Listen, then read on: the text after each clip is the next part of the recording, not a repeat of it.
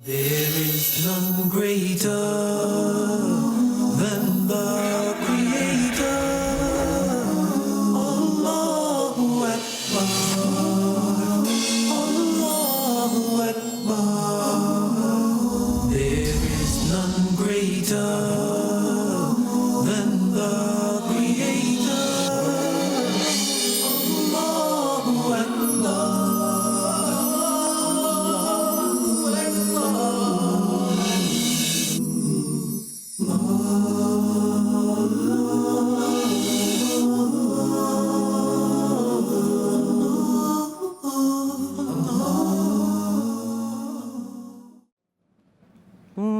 ثم كلا سيعلمون ألم نجعل الأرض مهادا والجبال أوتادا وخلقناكم أزواجا وجعلنا نومكم سبعا شدادا وجعلنا نومكم سباتا وجعلنا الليل لباسا وجعلنا النهار معاشا وبنينا فوقكم سبعا شدادا وجعلنا سراجا وهاجا وأنزلنا من المعصرات ماء ثجاجا لنخرج به حبا ونباتا وجنات ألفافا إن يوم الفصل كان ميقاتا إن يوم الفصل كان ميقاتا يوم ينفخ في الصور فتأتون أفواجا وفتحت السماء فكانت أبوابا وسيرت الجبال فكانت سرابا إن جهنم كانت مرصادا للطاغين مآبا لابثين فيها أحقابا لا يذوقون فيها بردا ولا شرابا إلا حميما وغساقا جزاء وفاقا إنهم كانوا لا يرجون حسابا وكذبوا بآياتنا كذابا وكل شيء أحصيناه كتابا فذوقوا فلن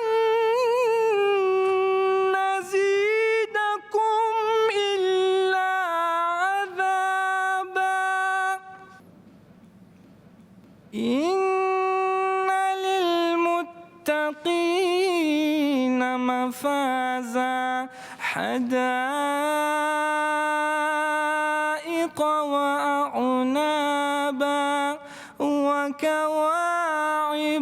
أترابا وكأسا دهاقا لا يسمعون فيها لغوا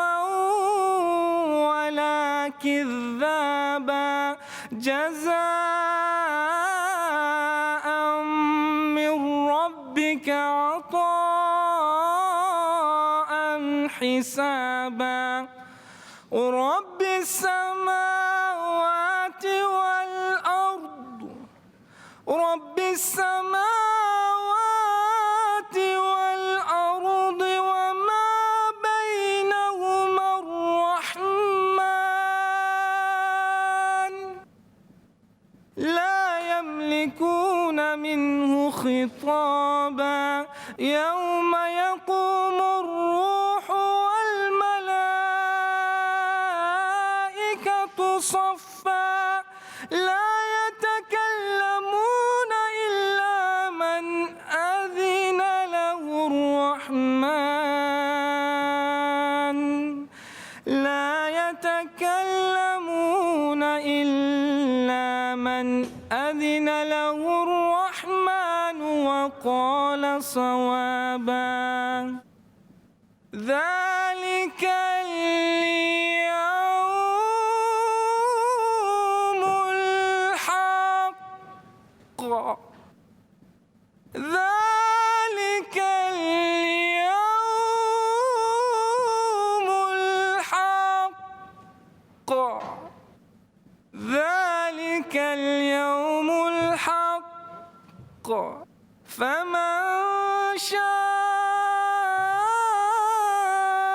اتخذ إلى ربه مآبا إنا أنذرناكم عذابا قريبا يوم ينظر المرء ما قدمت يداه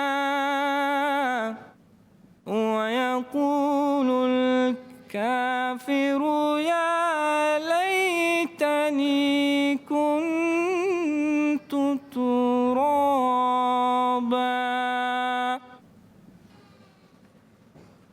صدق الله العظيم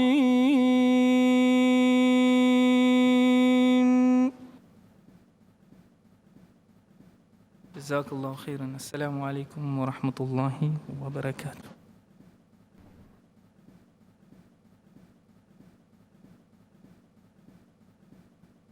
Alhamdulillah. Wassalatu wassalam ala Rasulillah wa ala ali wa sahbihi ajmain. Amma ba'd. A'udhu billahi minash shaitanir rajim. Bismillahir rahmanir rahim. Iqra bismi rabbikal ladzi khalaq. Khalaqal insana min alaq. Iqra wa rabbukal akram. Alladzi 'allama bil kalam. 'Allama al insana ma lam ya'lam. Rabbi shrah li sadri wa yassir li amri wahlul 'uqdatam min lisani yafqahu qawli. My respected elders and my dear brothers and sisters, I welcome all of you with the Islamic greetings. Assalamu alaikum wa rahmatullahi wa barakatuh. May peace, mercy, and blessings of Allah subhanahu wa ta'ala be on all of you. It's a pleasure for me to be once again back to London, especially Harrow, after a span of 8 months. The topic of this evening's talk is seeking knowledge in the light of Islam. Your children are an amana. Give them the best education for both the worlds. It is a long topic, but it's basically dealing with seeking knowledge in the light of Islam, and that your children are an amana, so give them the best education for both the worlds. Allah subhanahu wa ta'ala, in the Glorious Qur'an, the first guidance that He gave to the whole of humankind, it was not to pray, it was not to fast, it was not to perform Hajj, but the first guidance given by Allah subhanahu wa ta'ala in the Glorious Qur'an to the whole of humankind was Iqra. It was to read, it was to recite, it was to proclaim. And I start my talk by quoting a few verses from the Qur'an, from Surah Iqra, chapter number 96, verse number 1 to 5, where Allah says, Iqra bismi rabbikal ladzi khalaq. Khalaqal insana min alaq. Iqra wa rabbukal akram. Alladzi 'allama bil kalam. 'Allama al insana ma lam ya'lam. Which means read, recite, and proclaim in the name of thy Lord who has created. who has created the human beings from something which clings, a leech-like substance. Read, the Lord is most bountiful. He who has taught the use of pen has taught men that which he knew not. Though Allah subhanahu wa ta'ala has given us the first guidance in the Glorious Qur'an that we should read, but unfortunately, we realize that the Muslims, in the Muslim community, everyone does not read. And those Muslims who are involved in acquiring knowledge, in reading, they don't read as per the guidance of Allah subhanahu wa ta'ala. Allah does not say only read. Allah says, Iqra bismi rabbikal ladzi khalaq. Read in the name of thy Lord. So when we read, when we acquire knowledge, we should acquire knowledge in such a way that we come closer to our Creator, Allah subhanahu wa ta'ala. If the knowledge does not bring you closer towards your Creator, towards your Rabb, then that knowledge is not useful for the Akhirah. And our beloved Prophet, Muhammad sallallahu alaihi wasallam said, it's a Sahih hadith, which is mentioned in Ibn Majah, hadith number 224. Our beloved Prophet said, Talabul ilmi, seeking knowledge, faridatun ala kulli Muslim, is obligatory on every Muslim. Seeking knowledge is obligatory on every Muslim, man or woman. It's compulsory that every Muslim should acquire knowledge. And it is the duty of us Muslims to see to it that we acquire knowledge. Many of us, we think that knowledge is only what we study in schools, in colleges, and universities. Education and knowledge starts at home. And the best teacher is the mother. It is the duty of the parents to see to it that they properly educate the children. See to it that they give them proper education. Because the child, when he or she is born, they are not responsible for the environment in which they are born. It is the duty of the parents to see to it that irrespective of the environment, they give them proper education. And today we find that there are various societies and the various ways of life in these societies. We have the Islamic way of life, we have the Western way of life, and we have a variety of different ways of life. As far as Islam is concerned, Islam is a complete way of life. It caters both to the spiritual aspect of the soul as well as the physical aspect of the body. And Allah says in the Quran in Surah Ma'idah, chapter number 5, verse number 3, on this day have I completed your religion for you, and have completed my favor for you, and have chosen for you Islam. So once Islam is completed, nothing new can be added or subtracted from it. Our deen is complete. So as far as the way of life is concerned, Islam is a complete way of life. When we mix Islam with the other societies and other ways of life and other cultures, whichever culture we are living in, if that part of the culture is not against the Islamic Sharia, is not against the Quran and the Sahih Hadith, we do not mind following or agreeing with that culture. But if that culture, if that society goes against Quran and Sahih Hadith, we should not follow it. Islam is number one. And now we find that many a time while upbringing our children, we have a problem because of the differences in societies and cultures. And we're aware of the Western society, as many of the Muslims, they're living in Western society. And we find that though the Western society, it is advanced in science and technology, but as far as moral values are concerned, they are declining. We find in the Western society that alcoholism is on the increase, drug addiction is on the increase, obscenity is on the increase, adultery is on the increase, rape is on the increase, crime is on the increase. While educating our children, we should see to it that we give them a proper Islamic education. And while we train them and upbring them in a Western society or any society in the world, it may be an Eastern society also, we should see to it that we should make them a good Muslim. That is, one who submits his will to Allah subhanahu wa ta'ala. Islam comes from the root word salam, which means peace. It's also derived from the Arabic word silm, which means to submit your will to Allah subhanahu wa ta'ala. So Islam means peace acquired by submitting your will to Allah subhanahu wa ta'ala. And any person who acquires peace by submitting his will to Allah subhanahu wa ta'ala, he is called as a Muslim. While educating our children, we should see to it that we should not get so much impressed by the Western society. We should only take the correct values from the society. We don't want our children to become alcoholics, to become drug addicts, to become adulterers, to become rapists. We want them to be good Muslims who submit their will to Allah subhanahu wa ta'ala. And our beloved Prophet Muhammad sallallahu alaihi wasallam said that every child, he is born in Dinul Fitr. Dinul Fitr means the innate religion. Every child is born as a Muslim. He submits his will to Allah subhanahu wa ta'ala. Later on, the elders, the parents, the teachers, they influence the child.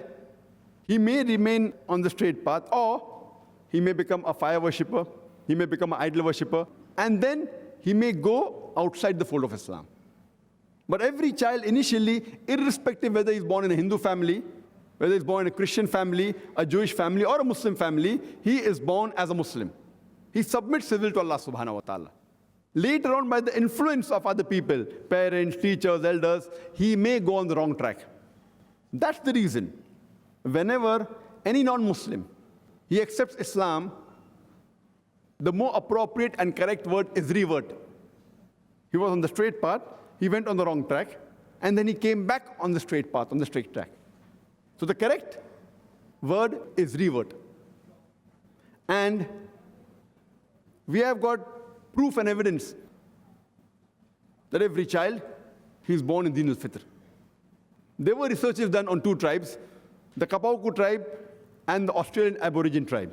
These two tribes did not come in contact with modern civilization till as late as 1950. And later on, when researchers went and tried to find out what was the way of life, it was everything of Islam but in name. They did not call themselves Muslims, but they believed in one God. They believed that God did not have any idols or images. They believed he was not begotten. When they worshipped the God, they did the sujood. They prostrated. They were following the basics of Islam, but they didn't call themselves Muslims. So if we let a child after he's born, if we do not influence him with any of the teachings, that child will grow up to be a Muslim. That is the Dinul Fitr, innate religion. It is the duty of the parents that once the child is born, they should see to it that they give that child a proper environment to live and to continue life. It is the duty of the parents that they should see to it that they give proper education to the children. And many of us, we are worried about the education of our children. I would like to ask a question that when is the time you should start thinking about educating your child? What is the right time? Can anyone give the answer? That which is the right time? When do you start thinking what you want to make your child or what you want to make him? What should he be in life? Which is the right time? Which is the right time? Right from the beginning. As soon as he understands. Sorry? When he starts to think to get a child. He may start thinking after 10 years. Which is the right time? 7 years old, 2 years old, when he can understand, when he's born. 1 year old. 1 year old. Fine, here we have different options. Here someone is saying 3 years old, 3 years old. Someone is saying 3 years old, someone is saying 2 years old, someone is saying 1 year old, someone is saying when he's born. Islamically, the time to think of educating your child, the latest you should think, latest, maximum, is when you choose your life partner. When you choose your life partner is the time you have to think about educating your child, because the parents are the best teachers, especially the mother. That's the time. If you want to make your child Islamic, you should see to it that you have a spouse who's Islamic. If you don't have an Islamic spouse, how would you expect your child to be Islamic? So depending upon how you want to upbring your child is the time you start thinking when you choose your life partner. That does not mean already those who are married should choose a new life partner. Some people ask me, now I'm already married, what should I do? It is better late than never. You can start molding your life partner into that style. No problem. You can do dawah with the life partner. So you should realize that the best time to start thinking about educating your child, the latest is when you choose a life partner. As I was saying, our beloved Prophet, Muhammad Sallallahu Alaihi Wasallam said, it's a Sahih Hadith, which is mentioned in Ibn Majah, Hadith number 224. Our beloved Prophet said, Talabul ilmi, seeking knowledge, faridatun ala kulli Muslim, is obligatory on every Muslim. Seeking knowledge is obligatory on every Muslim, man or woman. Now, when we give knowledge to our children, we have to see to it that we give them proper knowledge. Knowledge can be broadly divided into two types. One is the basic knowledge of Islam, and second, knowledge what is required by the community. It's the duty of every parent that he should educate the children with the proper Islamic knowledge. Number one, most important, is Tawheed, that believing in one Allah subhanahu wa ta'ala. And we should not associate partners with anyone to Allah subhanahu wa ta'ala. Allah subhanahu wa ta'ala should not be associated with anyone else. Tawheed, number one. Then all the pillars which most of us know, but we should impart it in the right way to our children. About salah, about zakat, about hajj, about fasting. It's very important. And, but natural, knowledge of the Qur'an. This Qur'an is the last and final revelation of Allah subhanahu wa ta'ala, which was revealed to the last and final messenger, Prophet Muhammad, peace be upon him. Yesterday in Bradford, I had a talk on Al-Quran, should it be read with understanding? And I told there that the best gift that a parent can give to the child is the Quran, and make the child understand the Quran. Most of us Muslims, we teach our children to read Arabic. They can read Arabic, but they can't understand. If we teach them the language of the Quran, the Arabic as a language, that is the best gift you can give. And inshallah, towards the end of my talk, I will deal and discuss with that in detail. The second type of knowledge is the knowledge required by the community. Knowledge which makes a person a doctor, makes a person an engineer, a lawyer, a scientist, an agriculturist. This is too required for the betterment of the community, for the betterment of the society. But when we are acquiring the second type of knowledge, we should see to it that when we acquire scientific knowledge, when we learn about mathematics, geography, history, this knowledge should get you closer to Allah subhanahu wa ta'ala, should not take you away from Allah subhanahu wa ta'ala. If this knowledge takes you away from Allah subhanahu wa ta'ala, that knowledge is not correct knowledge. It's not correct education. It should bring you closer to Allah subhanahu wa ta'ala. For example, when we learn medicine, we learn how to save the lives of thousands of human beings. But in that same medical knowledge, when we learn how to do abortion, there are youngsters who are doing zina, and then they want to abort. So using this knowledge for activities which are wrong, we should abstain from that. Abortion for saving the life of the mother. If she has a health problem, Islam gives permission.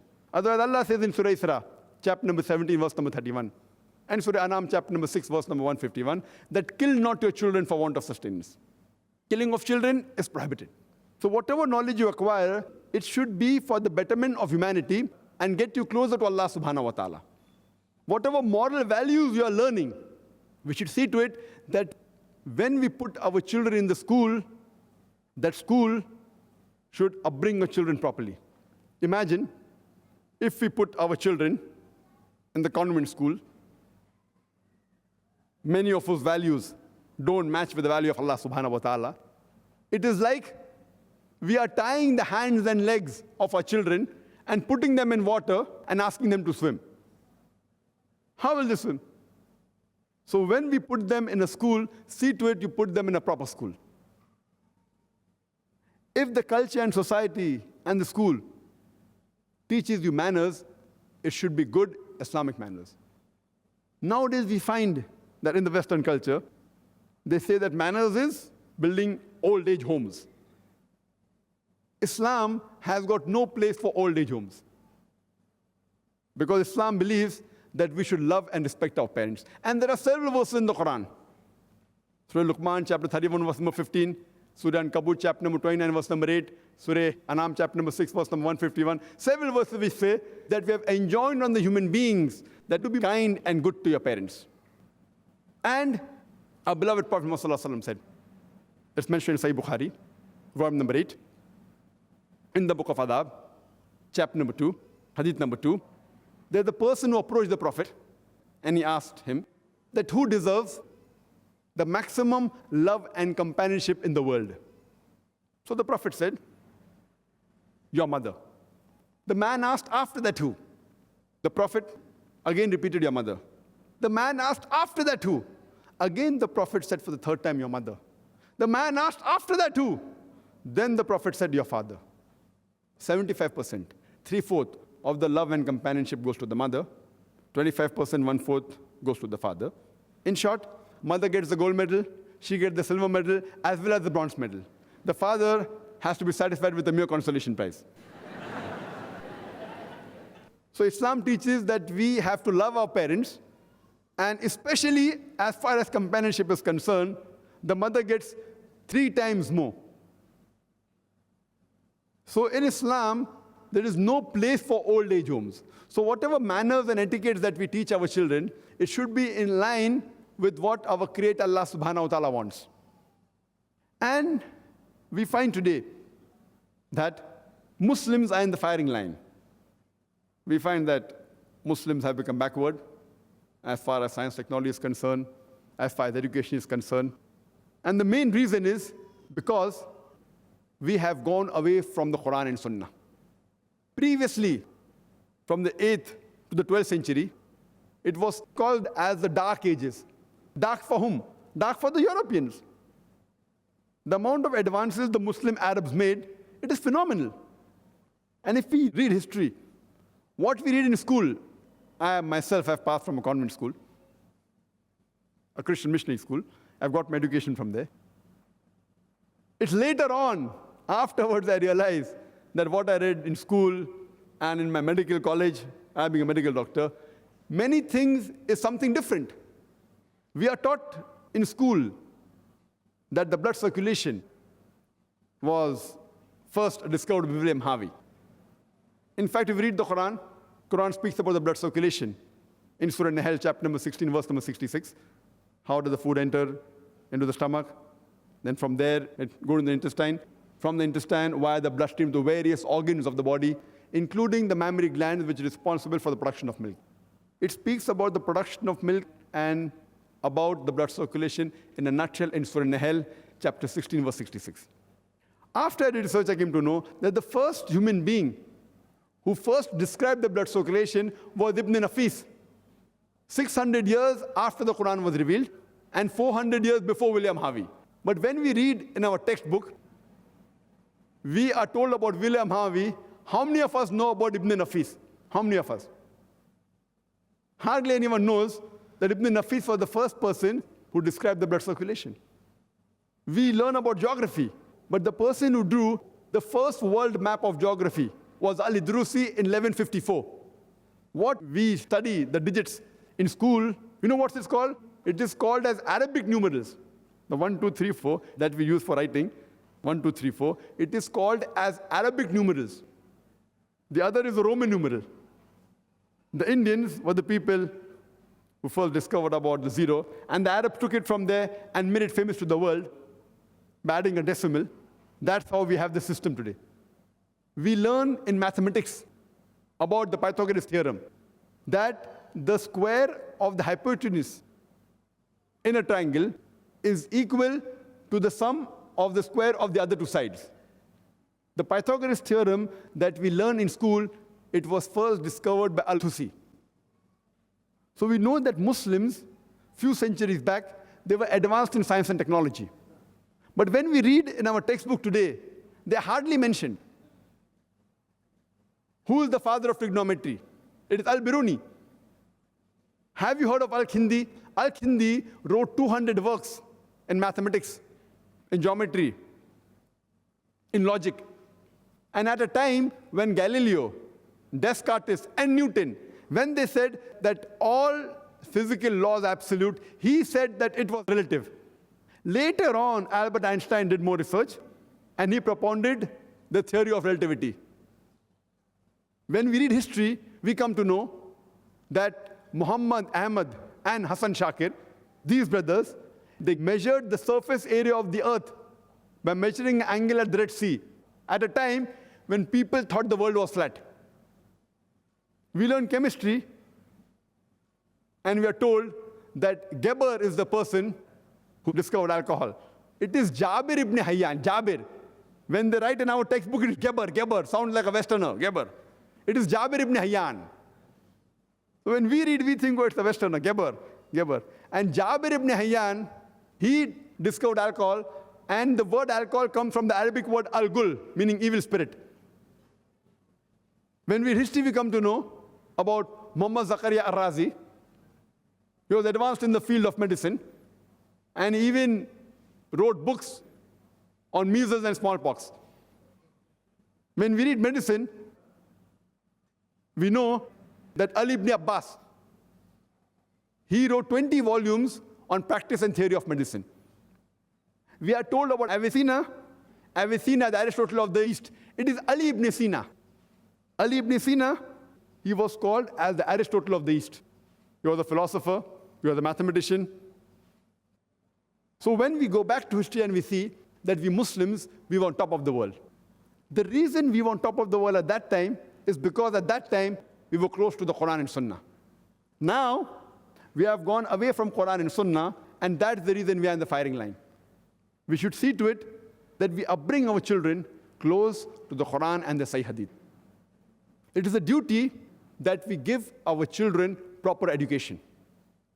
That's the reason I say that your children are your Amana. See to it you give them proper education for both the worlds. And this was the dilemma that I faced maybe 8 years back. And though, alhamdulillah, I used to give talks on education, and I did take time to choose my life partner because I wanted the right life partner. And finally, Allah gave me, alhamdulillah. And when the children were born, my eldest son is 12 years old, and I always had that thing that we should have a proper school which has a striking balance between the Islamic education and the formal education. I don't call mathematics, science as secular education, because secular by definition means nothing to do with God. I believe science believes in God. Mathematics is Islamic subject. So therefore, when I talk about the other conventional subjects, I call them formal education. Mathematics, science, history, geography, English. We call it as formal subjects.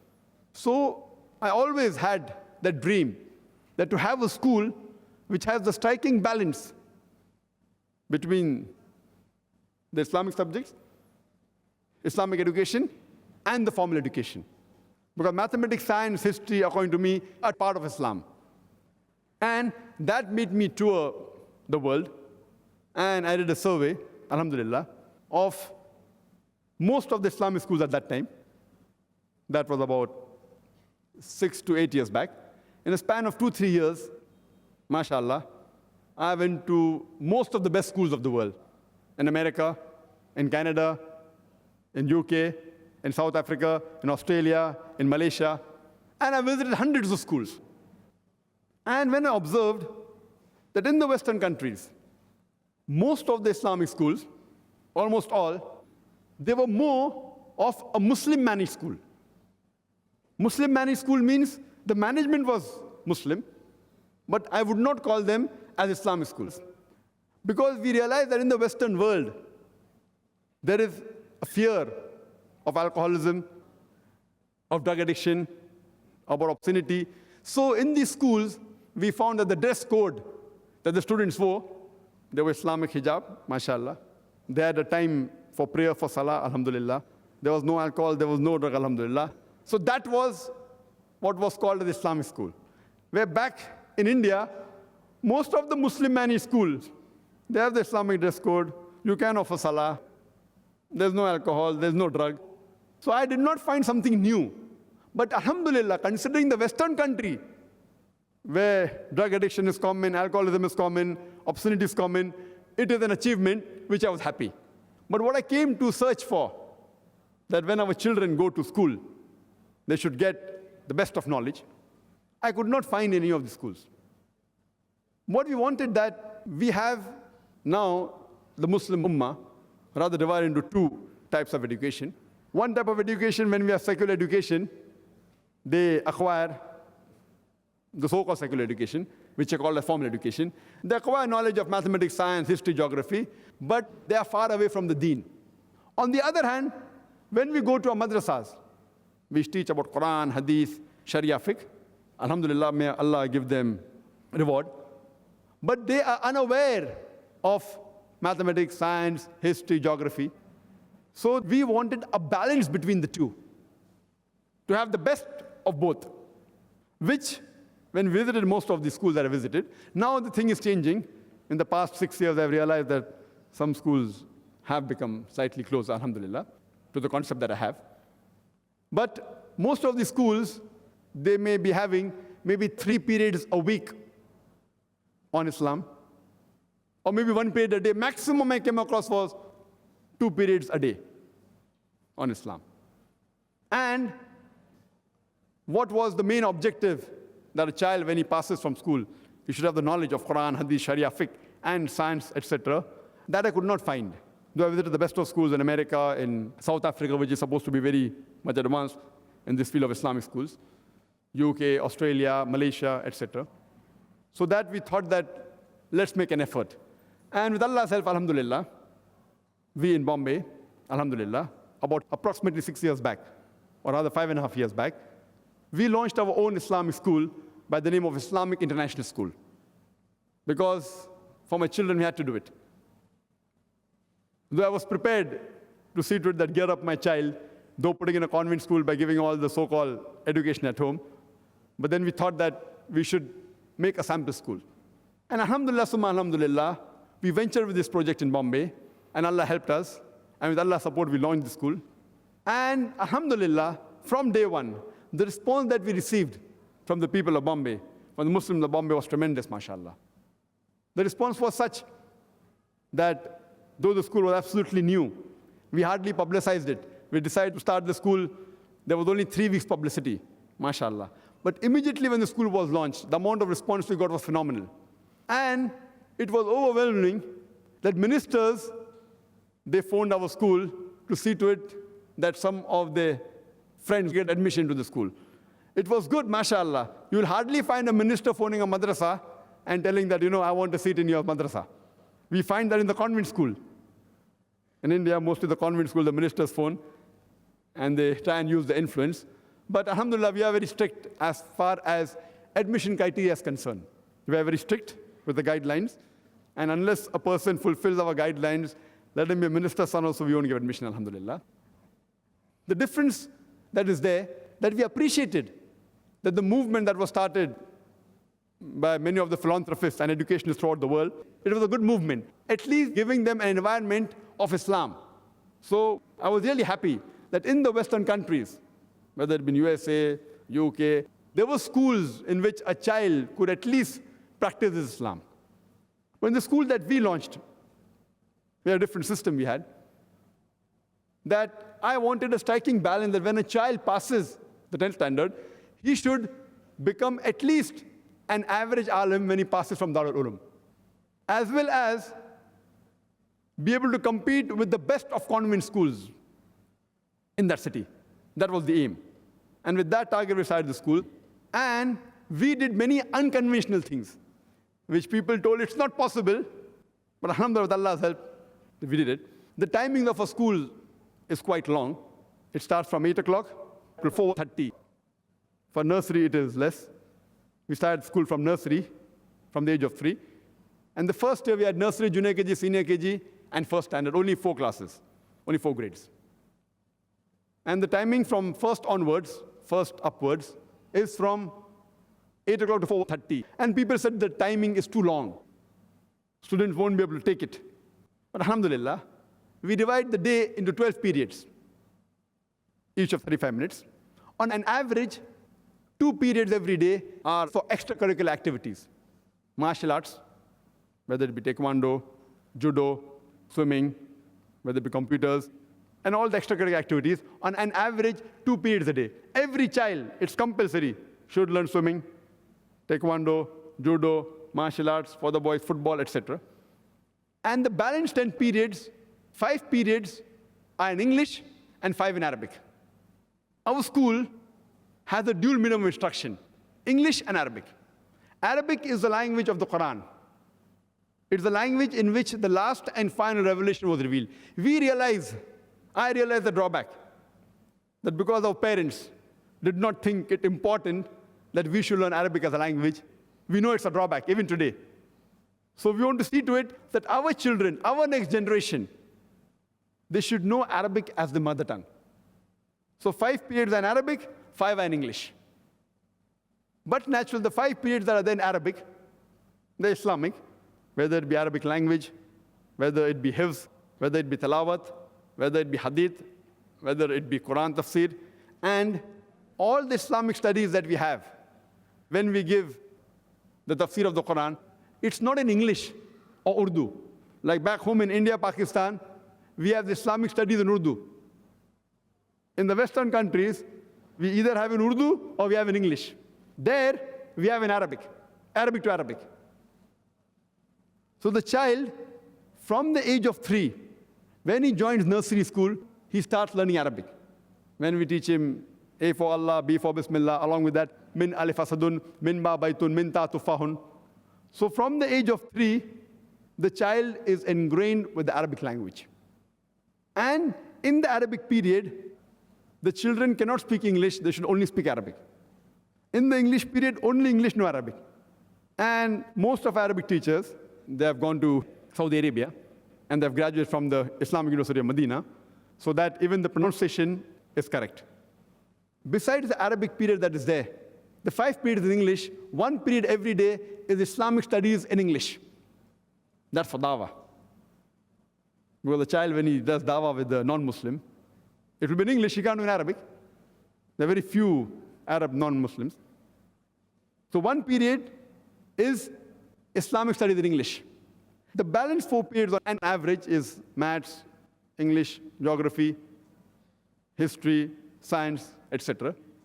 And though the period, if you analyze that 5 periods in English, is very less, but we have been able to achieve this because the ratio of our teacher to student is very low. In Bombay, on an average, in Bombay, 1 school, each class has 50 students. Some have got 60, some have got 70, some have got 80. The good schools have got 50, very few schools have less than 50. And for every 2 classes, there are average 3 teachers. That means each teacher, the ratio of teacher and student is about 30 to 35. Every 30 to 35 students have got 1 teacher in Bombay and in India. If you go in the villages, it is much higher. Every 1 teacher has got 50 students on average. And the international standard says that it should be 1:20. The good private schools in UK, USA, they have every teacher has got 10 students on average. The good private schools. We, in Bombay, we have every 5 students, 1 teacher. Each class has got 20 students. On average, some have got 18, some have got 19. But at times, for example, when there are classes of hifz, So in that class of 20 students, there will be 5 Qur'as coming in, Qaris. So each batch will have about 4 students. So when we have certain classes, it breaks up so that the hifz is better. The concentration is better, so the child can learn faster. In our school, hifz is compulsory till standard 3. Till standard 3, the child in nursery, junior KG, he starts Yasan Qur'an. He does the Nazar of the Quran in senior KG, starts doing hifz in senior KG. On average, senior KG, he memorizes half juz. First, second, and third, every year 1.5 juz. So by the time the child completes standard 3, he memorizes at least 5 juz. Some may memorize 6, some 7, some may even do 4. After that, hifz is optional. Those people who feel have got a good memory, we select them maybe 25%, 1/4 to 1/3 of the students, and we call them 1 hour 15 minutes earlier. So instead of coming at 8 o'clock in the morning, from 4th standard, they come at 7:15. Now, when the hifz class in the morning is conducted after 3rd standard, for one Qari, there are 2 students maximum. So the ratio of the Qari and the students in the higher classes is reduced. One Qari, 1 student, or one Qari, 2 students maximum. And only because he comes 1 hour 15 minutes early in the morning, does his for 1 hour 10 minutes, in a year, on an average, that child memorizes 5 juz. So by the time he completes the next 5 years, at the end of 8th standard, he memorizes the complete Quran. So far, mashallah, we are in the 6th standard. In the 5th standard, according to our normal course, the child should memorize 15 juz. But many students, mashallah, at the end of 5th standard have memorized 18 juz, some 19, some even 20. So my son, who's now in the 6th, he's hardly 12 years old, mashallah, he knows more Quran than me. He knows 20 juz. I don't know that much. I'm not Hafizul Quran. His qiraat is better than mine. He can understand Arabic better than me. He can understand the Quran directly. I can't. So we want every child in our school to be better than what I was when I was in school. And inshallah, minimum, every child in our school, minimum, is 100 times better than what I was when I was a child. We want every child in the school should be multiple times like me. I am not the target. I am not the aim. I am not the sample. We want them to be multiple times better. So what we could not get in our childhood, and with Allah's help, alhamdulillah, whatever we achieved, we feel that if we educate our children in the right way, right from the childhood, inshallah, you will find a change in the next generation. We always had a target that if we have to change the society, we do projects in the short term. We have short-term dawah courses in our foundation, Islam Research Foundation, which is a crash course for 40 days, where we train students from different parts of the world.